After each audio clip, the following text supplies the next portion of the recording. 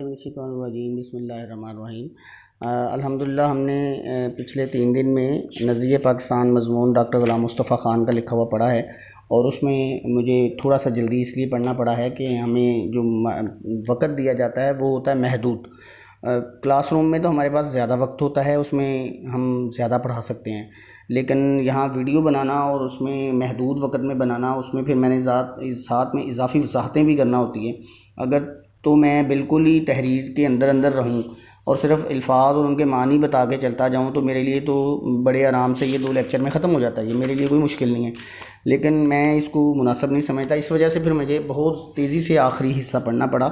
اس میں اگر کوئی کمی رہ گئی ہو تو آپ مجھ سے ضرور پوچھیے، میں اس میں آپ کی مدد ضرور کروں گا۔ اب ہم اس کی مشق کریں گے۔ ہم نے اس کی تحریر جو ہے وہ مکمل کر لی ہے، اس کو پڑھ لیا ہے، اور باقی اس کے سوالات کے مختصر یہ مشق ہے جو بادشاہ اکبر کی بے جا رواداری سے کیا میں نے کہا تھا، آپ کو بتایا تھا۔ بادشاہ اکبر جو تھا وہ 14 سال کی عمر میں بادشاہ بنا تھا، اور مغلوں میں سب سے زیادہ دور حکومت، بلکہ اس علاقے میں سب سے زیادہ دور حکومت طویل اسی کا رہا ہے، اور وہ بڑا مشہور بادشاہ تھا۔ وہ ہندوؤں میں بڑا پسندیدہ ہے، ہندوستان کے اندر بڑا مشہور ہے، اور ہندو اسے بڑا پسند کرتے ہیں۔ اس لیے کرتے ہیں کہ وہ ہندوؤں کا بڑا خیال کرتا تھا، اور اس نے دراصل اسلام کو ختم کرنے کی ایک ناپاک کوشش کی تھی، اور اس نے اسلام کی جگہ پہ ایک نیا دین بنایا تھا، دین الہی، اور وہ کہتا تھا یہ سارے دین جو ہیں یا سارے مذاہب جو ہیں وہ ایک ہی خدا اور ایک ہی بھگوان اور ایک ہی جو ہے بنانے والے کی طرف لے کے جاتے ہیں، لہٰذا ان کو علیحدہ علیحدہ نہیں ہونا چاہیے، ایک ہی ہے ان کی تعلیمات۔ تو پھر انہوں نے بنایا تھا۔ اس کے خلاف حضرت مجدد الف ثانی کا کردار، وہ نیچے سوال اس کی جوابات لکھی ہے۔ پھر ٹیپو سلطان کا بھی آپ کو میں نے بتایا ہے۔ میں بتاتے ہوئے تھوڑا سا مجھے غلطی لگی تھی، حیدر علی اس کے والد کا نام تھا، اور فتح علی ٹیپو ہے اصل میں، یہ سلطان ٹیپو کا اصل نام تھا فتح علی۔ تو یہ جو ہے یہ اس کا ذکر ہے۔ پھر کانگریس کا قیام کب عمل میں آیا، اس کے بنیادی مقاصد کیا تھے، آپ کو بتایا بھی تھا۔ 1885 میں بنایا تھا، اور مزے کی بات یہ ہے کہ 1885 میں اسے ایک انگریز نے بنایا تھا، لارڈ اے او ہیوم، آپ نے سنا ہوگا نام اس کا، جس نے اس کو بنایا تھا، اور اس کا مقصد رکھا تو یہ گیا تھا ہندوستان کے لوگوں کے لیے، لیکن یہ سارا کا سارا ہندوؤں کی بہتری کے لیے یہ تنظیم بعد میں پھر کام کرنے لگی۔ آج بھی یہ کانگریس پارٹی جو ہے یہ ہندوستان میں موجود ہے، اور میں کل جب بتا رہا تھا، کل یا پرسوں کے لیکچر میں، تو میں نے ایک پورا تسلسل بتایا تھا۔ 1928 میں جب نہرو رپورٹ پیش ہوئی تو موتی لال نہرو، پھر اس کا بیٹا جواہر لال نہرو، پھر اس کی بیٹی اندرا گاندھی، پھر اس کا بیٹا راجیو گاندھی جو تھا نا، he was assassinated in 1988 I think, اس کو 88 میں قتل کر دیا گیا تھا، یا شاید 85 میں، کچھ اس طرح کا دور تھا۔ اس کے بعد پھر اس کا جو بیٹا ہے نا، آج کل کانگریس میں کا جو سربراہ ہے، اس کا نام ہے راہل گاندھی، یہ راجیو گاندھی کا بیٹا ہے۔ اس کی ماں کا نام ہے سونیا گاندھی، یہ بھی کانگریس کی ایک اہم عہدے پہ فائز ہے، اور اس کی بہن ہے وہ بھی ایک سیاسی کارکن ہے، اور اس کا نام ہے پرینکا گاندھی۔ یہ آپ کی میں اضافی معلومات آپ کو دے رہا ہوں، آپ کو تھوڑا سا پالیٹکس کا اور اپنے ارد گرد کی پالیٹکس کا بھی پتہ۔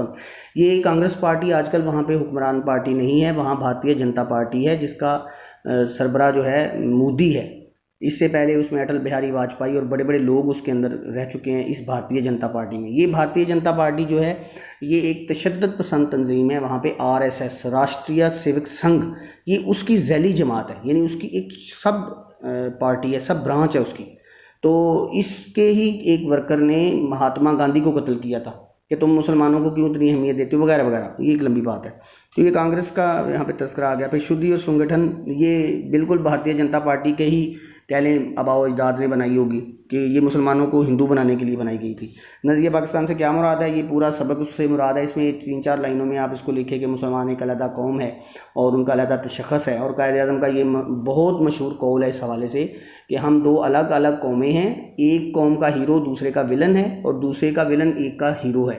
جو چیز ہمارے ہاں اچھی سمجھی جاتی ہے وہ دوسری قوم کے ہاں بری سمجھی جاتی ہے، تو ہم اکٹھے نہیں رہ سکتے۔ یہ قائد اعظم جیسا لبرل آدمی، آپ کو معلوم ہے قائد اعظم بہت لبرل آدمی تھے، اس کے باوجود وہ ہندوؤں کے متعصبانہ رویے کی وجہ سے اس نتیجے پہ پہنچے تھے کہ ہم نہیں رہ سکتے اکٹھے، حالانکہ وہ بہت زیادہ مذہب کو وہ اتنا زیادہ نہیں اہمیت دیتے تھے اپنی زندگی میں، لیکن وہ بھی اس نتیجے پہ جا پہنچے۔ نظریہ پاکستان کے مقاصد کے حصول کے لیے آپ کیا کردار ادا کر سکتے ہیں، یہ اسی جو مشق کے اوپر جو 4-5 لائنیں لکھی ہیں وہی ہے کہ ہم اپنے آپ کو فرقہ واریت سے علیحدہ کریں، نسلی تعصبات سے علیحدہ کریں، اور متحد ہو کے پاکستان کے لیے کام کریں، اور اپنے ذاتی مفاد کے اوپر قومی مفاد کو ترجیح دیں۔ تو یہ تو میں نے کل کا لیکچر جو تھا اسی سے ملتے جلتے سوالات کے جوابات بتائے ہیں. پھر درست جواب کا انتخاب یہ آپ خود کریں، میں نے سارا پڑھا دیا آپ کو. یہ دیکھیں کتنے اس میں جہانگیر، اکبر، اورنگزیب، سارا. میرا نہیں خیال کہ اس کے اندر کوئی ایسی چیز ہو جس کا میں نے آپ کو نہ بتایا ہو. آریہ سماج ایک لکھا ہوا، آریہ سماج بھی اسی طرح کی ایک تحریک تھی، اور باقی سارا کا سارا بتایا. پھر اس کے بعد مندرجہ ذیل الفاظ اور کو تراکیب کو جملوں میں استعمال کیجیے، یہ یہاں پہ لکھا ہوا ہے، تو یہ بھی آپ خود کیجیے. کفر و الحاد، رائے، تہذیبی اصلاح، خلیفہ اسلام، قومیت، مثالی مملکت، سارے کے سارے جملے اس کے اندر سے بنائیے، اور کوشش کیجیے خود بھی اپنے پاس سے بنا سکیں. اس کے اندر سے بھی بن جائیں گے کیونکہ یہ سارے اندر سے لیے گئے ہیں نا. اس کے علاوہ کم سے کم 5 ایسے جملے تلاش کر کے لکھیں جس میں امدادی فعل کا استعمال ہو. یہ جو سرکل کر لیں کویشچن نمبر 4 کو، یہ ہم بعد میں پڑھیں گے. اس کی وجہ یہ ہے کہ ہمارا علیحدہ ایک مضمون ہے امدادی افعال.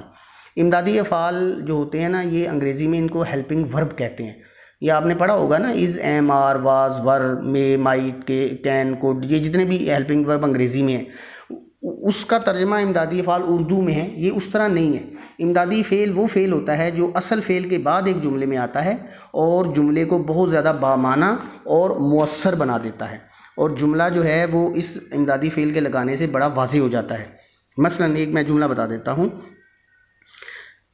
انگریزوں نے اپنے قدم جمائے، یہ میرے سامنے ایک کتاب پہ لکھا ہوا ہے تو مجھے بنانا، میں اسی کو سمجھا دیتا ہوں، بعد میں آپ کو بتا بھی دوں گا.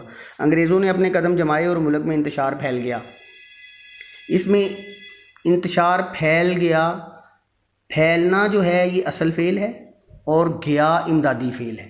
میں اس جملے کو ایسے بھی کر سکتا ہوں، انگریزوں نے اپنے قدم جمائے اور ملک میں انتشار پھیلا.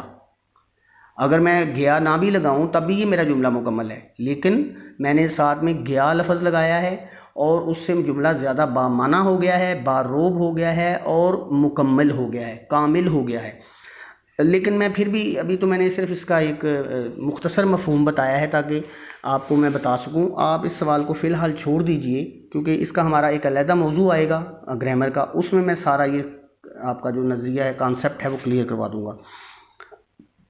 پھر نظریہ پاکستان کا خلاصہ تحریر کیجیے. یہ آپ نے 5 لائنوں سے زیادہ نہیں لکھنا، وہ خلاصہ بھی آپ خود ہی لکھ سکتے ہیں. اس میں بہت زیادہ یعنی پریشانی کی کوئی بات نہیں ہے. انہی اندر سے 2-3 لائنیں لیجئے جو میں نے پہلے باتیں اتنی زیادہ بتائیں. آپ کو معلوم ہے کہ جتنا میں نے بولا ہے، جتنا آپ کے سبق میں لکھے ہوئے الفاظ ہیں، اگر اس سے ہٹ کے جتنے میں نے آپ کو یعنی اس ایک تو میں نے پڑھا ہے نا پورا کا پورا، ایک پڑھنے کے علاوہ جو میں نے معلومات دی ہیں وہ بھی اتنی ہی بنتی ہیں جتنا کہ یوں سمجھ لیں کہ اگر اس سبق کے صفحات ہیں نا 1 2 3 4 اور 5 صفحات لکھے ہوئے ہیں تو 5 صفحات کے برابر ہی میں نے آپ کو معلومات بھی فراہم کی ہیں. اب یہ اس کا مقصد اپنی تعریف استغفر اللہ معاذ اللہ کرنا بالکل بھی نہیں ہے. اللہ تعالیٰ اس خود نمائی سے بچائے. اللہ تعالیٰ اس کو سخت ناپسند کرتے ہیں. اس کا مقصد اللہ کا شکر ادا کرنا ہے. اللہ تعالیٰ نے کہا فَأَمَّا بِنِعْمَةِ رَبِّكَ فَحَدِّثْ، اللہ تعالیٰ کی نعمت کا چرچا کرو.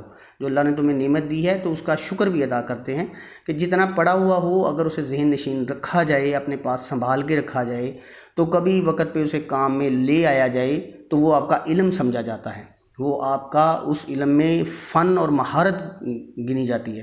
تو میرے پاس چونکہ یہ تھی معلومات تو میں نے آپ تک پہنچا دیں. اگر آپ نے اس سبق کو توجہ سے سنا ہوگا تو اسی معلومات کو آپ اپنے کام میں لا کے تو آسانی سے ایک اس کا خلاصہ تحریر کر سکتے ہیں. خلاصہ ویسے امتحان میں لکھنا کم آتا ہے ہمارے ہاں، لیکن اب انہوں نے اس کتاب میں اس کو عجیب و غریب ایک بنا دیا ہے. کبھی یہ ایک روٹین سے ہٹ کے سوال دے دیتے ہیں، کبھی نہیں دیتے. لیکن اگر بالفرض آ بھی جائے گا تو کوئی بھی سوال ہمارے پیپر پیٹرن کے مطابق 4 نمبر سے زیادہ کا نہیں ہوتا. تو 4 نمبر لینے کے لیے 5 لائنیں لکھ دیں تو 4 نمبر آ جاتے ہیں اگر صحیح لکھی ہوں. پھر اس کے بعد انہوں نے ایک ایکٹیویٹی لکھی ہوئی ہے کہ نظریہ پاکستان اور موجودہ مسائل کے حوالے سے طلباء کے درمیان آپ مکالمہ کروائیں. وہ اس وقت تو نہیں ہو سکتا، تو جب کلاس آپ کی شروع ہوگی اللہ کے فضل و کرم سے تو تب ہم اس کو دیکھیں گے. تو ہمارے یہ جو اسباق ہیں کچھ مکمل ہوئے ہیں. اس میں بیٹا جی ایک بات دھیان سے سنیے، وہ یہ ہے کہ کسی بھی مضمون کو اور کسی بھی بات کو کم تر نہیں سمجھتے. یہ مت سمجھیے کہ انگریزی میں جو شخص بول رہا ہے وہ بہت عالم فاضل ہے اور جو اردو میں بول رہا ہے وہ بالکل ہی ایک فضول سا بندہ ہے. اس نے ایم اے اردو کر لیا ہے اور اپنے علم کی وہ ہمارے سامنے فصاحت و بلاغت بیان کرے. ایسی بالکل بات نہیں ہوتی. یہ آگے آگے اپنا اپنا مزاج ہوتا ہے. آپ میں سے بہت سے ذہین بچے ہم نے دیکھے ہیں جو انجینئرنگ اور میڈیکل کو چھوڑ کے تو آرٹس کی طرف چلے جاتے ہیں کیونکہ ان کا ذہنی رجحان ادھر ہوتا ہے. تو یہ کسی مضمون کو کم تر نہ سمجھے. اردو آپ کو سب سے زیادہ مضمون اب یہ جو ابھی رزلٹ آیا ہمارا، پچھلے سال ہمارے ایک اسٹوڈنٹ کے 93 نمبر آئے تھے، جو ابھی یعنی اس میں جو فارمولہ لگایا ابھی وہ 96 ہو گئے ہیں. تو آپ کبھی تصور کر سکتے ہیں کہ 96 نمبر اردو میں آ جائیں، 96. تو اردو وہ مضمون ہے جس پر اگر آپ فوکس کریں نا ذرا سا، اور اگر آپ اس کو جب جواب لکھتے ہیں تو موٹر سائیکل، سائیکل یا گاڑی پہ بیٹھ کے نہ لکھیں، گھر میں بیٹھ کے لکھیں. اس بات کا کیا مطلب ہوا بھلا؟ اس کا مطلب یہ ہوا کہ جو آپ جواب اسائنمنٹس مجھے بھیجتے ہیں اس کی تحریر اتنی خوبصورت ہوتی ہے کہ لگتا ہے ایسے ہی ہے کہ جیسے کسی چلتی گاڑی پہ بیٹھ کے آپ نے لکھا ہوا ہے، کیونکہ اس کے اندر اتنے نقش و نگار بنے ہوتے ہیں کہ بعض اوقات دوربین اور خوردبین کا سہارا لینا پڑتا ہے اور دل پہ پتھر رکھ کے کہنا پڑتا ہے شاباش. تو یہ پتھر اتنا وزنی نہ ہو جائے کہ سانس ہی گھٹ کے رہ جائے. تو اگر آپ اس کو ذرا سی توجہ دیں تو آپ میں سے ہر بچے کے 90+ نمبر آ سکتے ہیں. ایسے ایسے اسٹوڈنٹس الحمدللہ گزرے ہیں ماضی میں کہ جو اردو لکھ نہیں سکتے تھے، ایسا بس ان کے ذہن پہ ایک ان کا ایک بنا ہوا تھا انداز اور تصور کہ اردو بس ایسے کہ جی ہم کر لیں گے، اور وہ نہیں کر پاتے تھے. لیکن ان کے پھر اللہ تعالیٰ نے، انہوں نے محنت کی، اللہ تعالیٰ نے فضل کیا تو ان کے بہت اچھے نمبر بھی آئے. تو آپ بھی محنت کیجئے، اسے آسان اس سینس میں نہ لیجئے اس کو. یہ بالکل اس کا آخری صفحہ مجھے یاد آیا کہ میں نے سلائیڈ آگے بھی کرنی ہے، تو ایک ہی وقت میں بہت سے کام کرنا پڑیں تو کچھ کوالٹی متاثر تو ہو جاتی ہے. لیکن بہرحال بچوں کو مجھے امید ہے کہ اس کی سمجھ آ گئی ہوگی، تو اس کو اتنی ہی اہمیت دیں جتنی باقی مضامین کو دیتے ہیں. نہ ان کو کم اہمیت دیں اور نہ اس کو کم اہمیت دیں. اور اس کو توجہ سے پڑھیے، اسائنمنٹس وقت پہ مکمل کیجیے، اور جس طرح میں سمجھاؤں، جس طرح آپ کے ٹیچرز آپ کو سمجھائیں اس طرح آپ بات کو مانیں تو آپ کی ہر مشکل آسان بھی ہو جائے گی، آپ کو ثواب بھی ملے گا، آپ پر اللہ تعالیٰ کی رحمت بھی ہوگی، آپ کی دعائیں بھی قبول ہوں گی، اور اللہ تعالیٰ آپ کو بہترین دین اور دنیا، آخرت اور زندگی دونوں میں بھلائی اور کامیابی بھی عطا کرے گا. اللہ حافظ.